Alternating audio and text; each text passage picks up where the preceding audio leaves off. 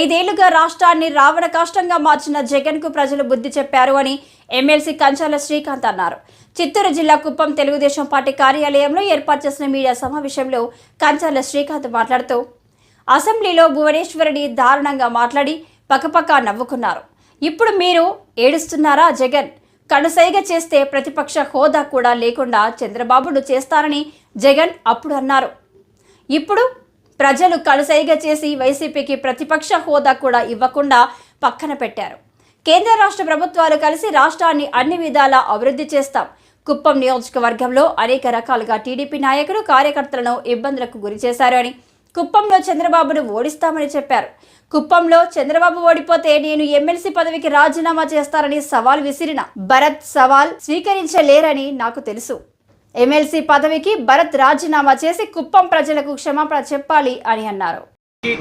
ఇక్కడ రాష్ట్రంలో ఉన్న ఎన్డీఏ ప్రభుత్వం, అక్కడ కేంద్రంలో ఏర్పాటు అవుతున్న ఎన్డీఏ ప్రభుత్వం రెండు కలిసి కృషి చేసి ఏ అయితే కళల రాజధాని అమరావతి, పోలవరం, ఇతర ముఖ్యమైన అంశాలు జగన్మోహన్ రెడ్డి ఆపేసిన కంపెనీలు వాటన్నిటినీ పూర్తి చేసి చంద్రబాబు నాయుడు గారు మళ్ళీ నవ్యాంధ్రప్రదేశ్, స్వర్ణాంధ్రప్రదేశ్గా మన రాష్ట్రాన్ని తీర్చిదిద్దుతారని మేము ప్రగాఢంగా నమ్ముతున్నాం, ప్రజలకు మాటిస్తున్నాం.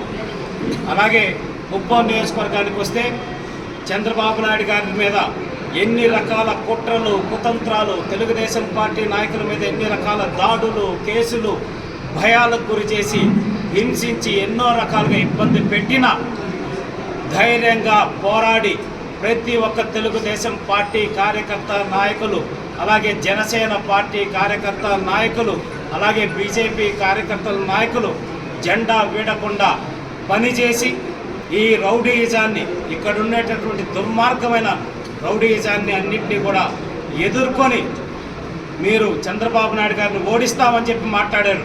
భరత్, ఇప్పుడు చెప్తున్నా తమ్ముడు భరత్, ఏది నేను సవాలు విసిరాను ఎలక్షన్ ముందు, కుప్పం నియోజకవర్గంలో చంద్రబాబు నాయుడు గారు ఓడిపోతే నా ఎమ్మెల్సీ పదవికి రాజీనామా చేసి కుప్పం వదిలిపెట్టి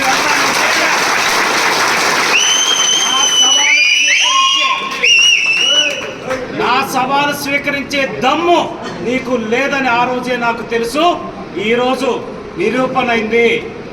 ఎమ్మెల్సీ పదవికి రాజీనామా చేసి కుప్పం నియోజకవర్గ ప్రజలకి క్షమాపణ చెప్పి ఈ కుప్పం నుంచి మీ హైదరాబాద్కు పోతే గౌరవంగా ఉంటుందని తెలియజేస్తా ఉన్నా.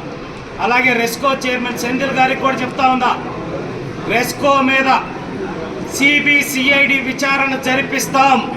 దాంట్లో జరిగిన అవినీతిని మొత్తం లాగి కటకటాల వెనక్కి జైలుకి పంపిస్తాం. ప్రతి ఒక్క అవినీతి చేసిన ప్రతి ఒక్కరిని, అక్కడ చైర్మన్ దగ్గర నుంచి కింద స్థాయి వరకు ఎవరైతే ఆ అవినీతిలో భాగస్వామ్యం అయ్యారో, రెస్కోని అంత విధాలుగా నాశనం చేశారో వాళ్ళ మీద కూడా చర్యలు తీసుకునేదాకా వదిలిపెట్టే సమస్య లేదని చెప్తా ఉన్నాం.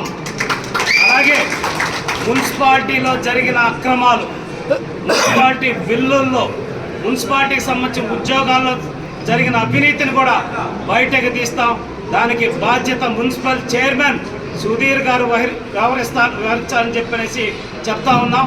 100% ఆరోగ్యశ్రీ అడ్డం పెట్టుకొని మీరు చేసిన అక్రమాలు కూడా బయటకు తీస్తాం. ప్రతి ఒక్కరిని, తప్పు చేసిన ఏ ఒక్కరిని వదిలిపెట్టే సమస్య లేదని తెలియజేస్తా ఉన్నాం. పద్ధతిగా నడుచుకుంటే అన్ని రకాలుగా గౌరవంగా ఉంటుందని తెలియజేస్తా ఉన్నాం. ఈ 5 సంవత్సరాల్లో మీరు పెట్టిన అక్రమ కేసులు మొత్తం బయటకు తీస్తున్నాం. కుప్పం నియోజకవర్గంలో అధికారులు కూడా హెచ్చరిస్తా ఉన్నాం. ప్రతి ఒక్క డిపార్ట్మెంట్ మీద విజిలెన్స్ ఎంక్వైరీ జరుగుతుంది.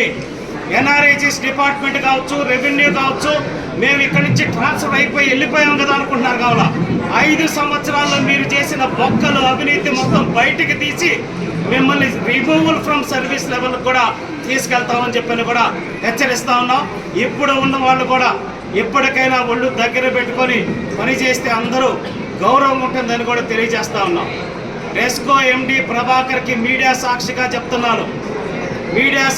చెప్తున్నా, మర్యాదగా రిజైన్ చేసి వెళ్ళిపోతే గౌరవంగా ఉంటుంది. తర్వాత ఏం చేయాలో చేస్తామని చెప్పనేది కూడా తెలియజేస్తా ఉన్నాం. ఏ ఒక్కరిని మా కార్యకర్తలను కానీ నాయకులను కానీ మా వాళ్ళని ఇబ్బంది పెట్టిన ఏ రకాలుగా, అది భౌతికంగా దాడులు చేసినా, కేసులు పెట్టిన హింసించినా, ఆర్థికంగా భూములు లాక్కున్నా ప్రతి ఒక్కదానికి కూడా సమాధానం చెప్తాం. ఎక్కువ టైం తీసుకోము. మొదటి 3 నెలల్లోనే వీటన్నిటి మీద సమాధానం చెప్పే పని చేస్తామని చెప్పని కూడా ఈ సందర్భంగా తెలియజేస్తూ